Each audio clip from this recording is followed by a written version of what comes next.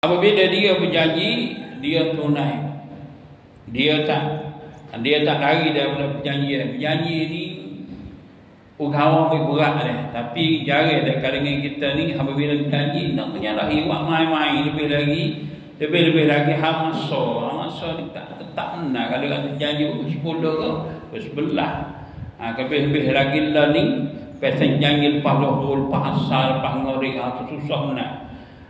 Susah. Kalau apa dunia dah maju, kita dah jadi lepas ngori lama-lama tu segel apa kisah. Jadi janji itu membawa kepada tergendala perkara orang lain kita nak buat. Kerana dia janji dengan demo ni masa tak tentu. Oleh itu kita tak masa kalau pukul 10, pukul 11.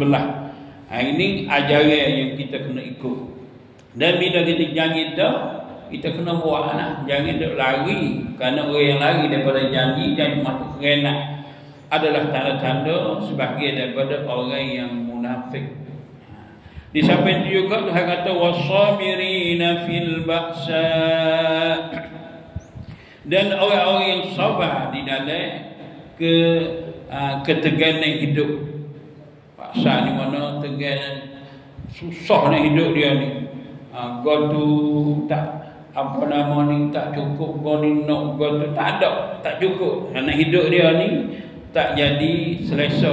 Wadharra, dan sabar di dalam apabila dia ni sakit demam, dia kena sabar mula daripada dia sendiri. Wahinal ba'si, dan sabar ketika dia ni menghadapi peperangan.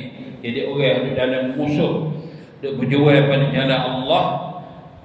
Contohnya orang-orang yang jadi mujahidin di perang dengan orang Yahudi di Palestin tadi, dia mahu sabar, tak sabar nak duduk atas ini kena 2 tahun dah ni.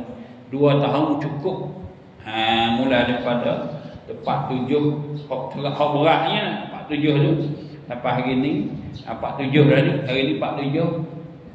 2 tahun kena duduk lawan situ, tak ada beradu-adu. Mati itu syahid, tak kena royak dah.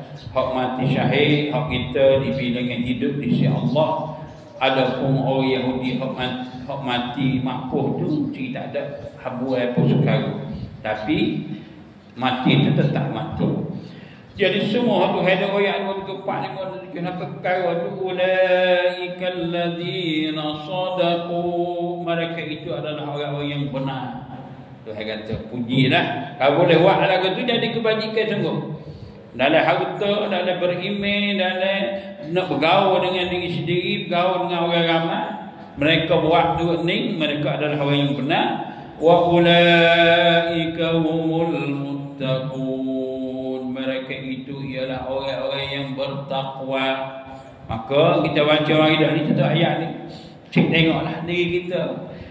Nak boleh panggil orang takwa ke tak? Nak boleh panggil kata kita ni orang yang benar ke tak? Sadaku ke tak?